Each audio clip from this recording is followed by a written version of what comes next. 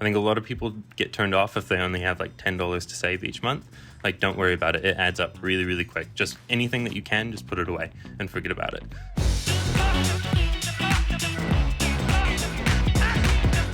Hello and welcome to Practical Personal Finance, where you get the information you need to understand and succeed with money. Today, we'll be discussing why an emergency fund is so important, and I'll be joined by David Wolfenden. David is the co-founder and CEO of Eden, a financial platform that's challenging the status quo when it comes to saving money. David's passion is creating things that have the potential to change people's lives.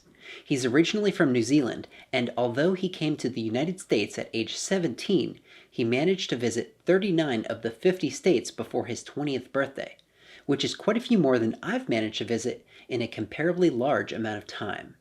And now, without any further delay, here's my conversation with David Wolfenden.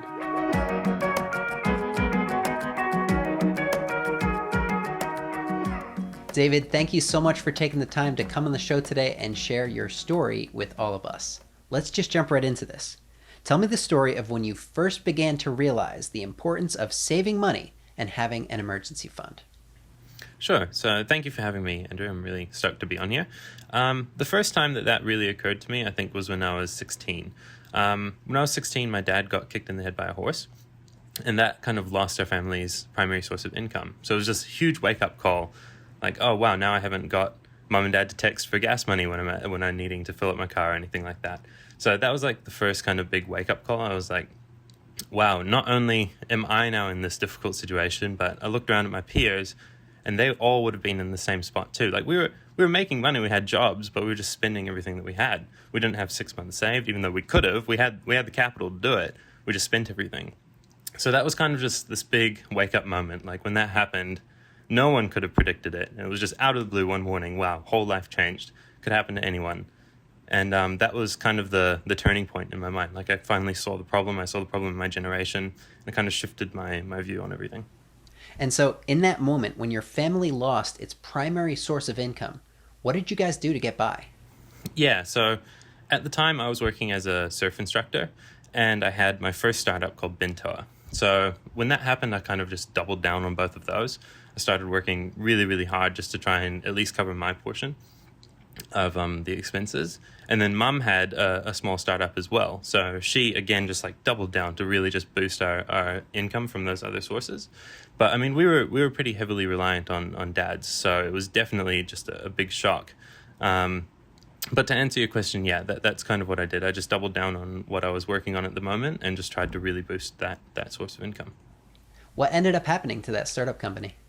Yeah. So I left New Zealand when I was 17 years old.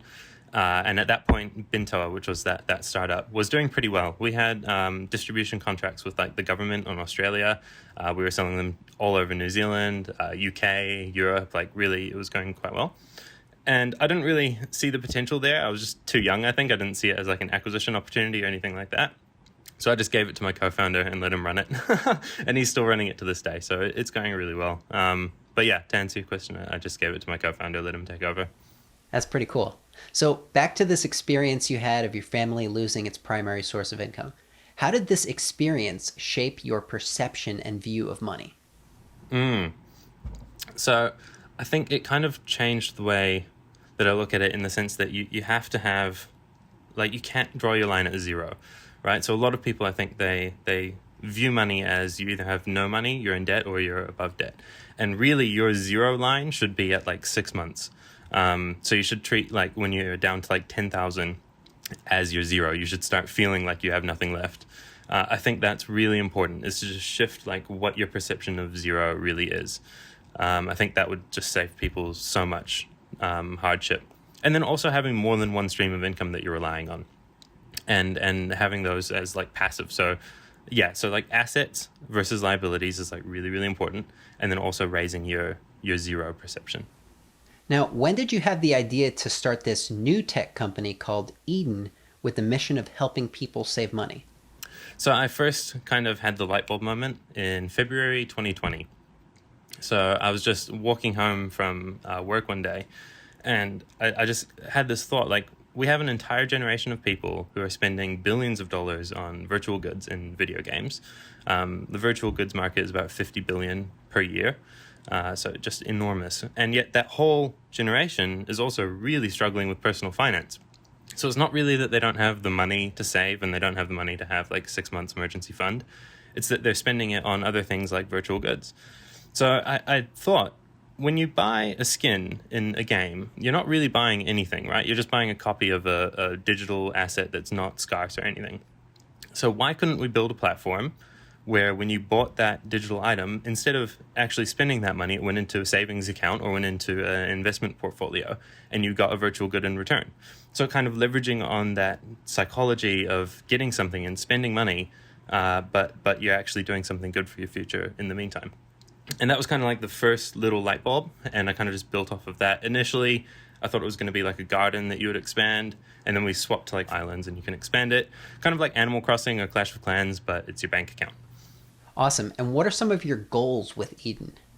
So our long-term goal is to have like just a fully multifaceted banking platform. So that means you can spend money from the account, you can save money, you can donate, you can invest. We really want to enable people to do everything healthy with their money without needing to leave Eden. So we want to get people on the platform really young, like 12, 13 years old, teach them good financial habits all the way through to college, and then just keep them within our platform the whole time so that they never need to learn the ins and outs of the stock market if they don't want to, if they don't have that interest, but they can still reap the benefits. What is going from conception of an idea all the way back in February 2020 to download today in the App Store? What has that experience taught you about money? Oh, I think it's taught me more about the age demographic and how they look at money primarily.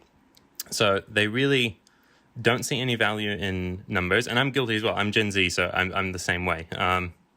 And we just really don't really see that whole lot of value in numbers by themselves. We need something that's demanding our attention and giving us instant gratification to really have that value or that perceived value. I think that's the biggest difference, because even when you go any older, even like late millennials, they kind of get like that numbers are valuable and they see like a bank account balance as intrinsically valuable. But Gen Z really doesn't. They see like skins in video games and new pair of shoes and everything as more valuable than a number in a bank account. So I think that's the biggest difference that I've learned. Has living through the COVID pandemic now affected your view of money and savings as well? It's been an interesting one. Luckily, we haven't been like on a business level affected too much by it. But as for how it affects my views on money and savings, I think it's kind of just enlightened a whole lot more people as to kind of how vulnerable we all are without a 6-month saving account, without an investment portfolio. I think kind of the light bulb moment that I had when Dad was kicked in the head by a horse and lost his job, I think a lot of people have had through COVID. And that's not necessarily a great thing, but I think it is important for people to realize that vulnerability and take action on it.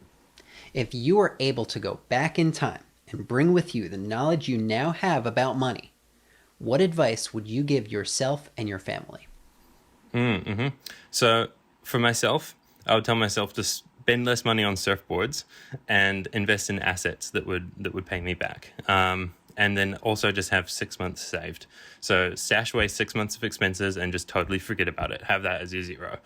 And then for my family, I'll probably just along the same lines. Like assets are so important and people really kind of overlook how valuable they are. So yeah, just invest in assets heavily and then have that raise that zero bar up to when you'll be okay for like 6 months, even if you hit it. Now, I want to pause here because you just mentioned two things that I want to dive a little deeper on: assets and emergency savings. What are the types of assets that someone should be investing their money in? Yeah, so this is an interesting space right now. Before Eden's launched, I don't think there's anything that's really easy for people to step right into. But really, you want to have something that's diversified. So you want to expose yourself to some risk, but not a major amount of risk. And you want something that pays you back. So you really want to put your money somewhere where it's working for you. Depending on how much money you have, this can look like a lot of different things. I think for entry-level amounts, like probably up to 10,000 would be like a stock market portfolio. Like a diversified dividend portfolio would be a great way to go. Anything over that, I'd probably start looking at getting into real estate, get a down payment on some kind of rental property or something along those lines, and then have it managed and just get cash flow from that. So you want some kind of asset where you can put your money and get money back consistently without needing to do anything. And what about the emergency fund? I know you mentioned 6 months of emergency savings. I like to just live life without really being too like extra frugal, like just comfortably live a month and retract everything that I spend, and then have that number and just multiply it by 6. So I want to be able to live my life normally without like living on ramen or anything for 6 months and have that much saved as a backup. So yeah, I just don't like to like have that 6 months backup as like a really low number, because it just makes it so much harder. If I ever need to use it, then it's going to be awful. So I like to have like a comfortable 6 months saved and ready to go. And 6 is kind of like an entry. I mean, some people say 10 or 12. I think that's awesome. If you can do it, that's really, really great as well. But yeah, at least 6. And how would you go about determining what the exact figure is for your specific emergency fund? Does it involve just going back over your bank statements from the past couple months? What does that process look like for you? Yeah, that's exactly what I do. I literally just go back over my bank statement and see how much I spent. And yeah, I'd usually average it over about 3 months, and then extrapolate that out. And where would be a good place to store that emergency fund so that it's available when you need it? Yeah, so I'm obviously going to plug Eden here. We're launching in hopefully 2 weeks, maybe a little bit longer, maybe a little bit shorter, fingers crossed. But Eden is a great place to do that. So you could put it all into your island, get a bunch of cool palm trees, any kind of limited edition assets that we have on the store at the time. That would be a really great way to do it, and then just have your island at that size. If you didn't want to use Eden for whatever reason, I don't know why not. You could just use like your generic bank account. I would recommend opening another account that's totally separate, and just put it in there and then forget about it. You can even hide it from a lot of bank account apps allow you to like hide the account. That's a good way to do it too.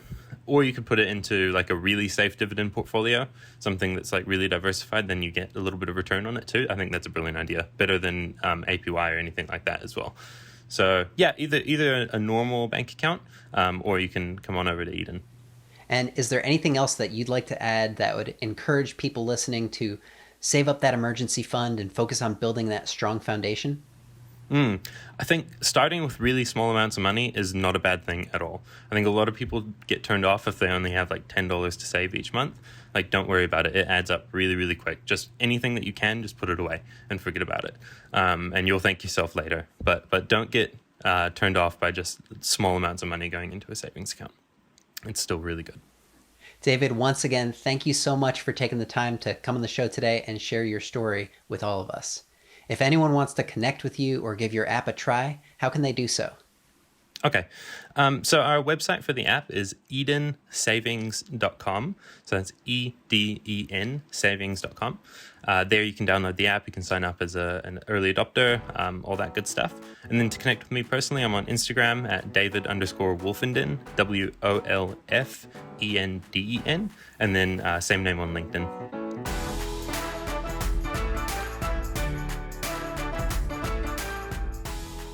I want to thank my friend David Wolfenden for taking the time to share his thoughts on why an emergency fund is so essential. How much do you have saved in your emergency fund? Let me know in the comments. If you're working on getting that emergency fund together, click right here for a video I made on the topic of how much it should contain. And if you'd like to show your support for my channel, click right here to become a subscriber. As always, thanks for watching. I'm Andrew Scheer, and I'll see you next time.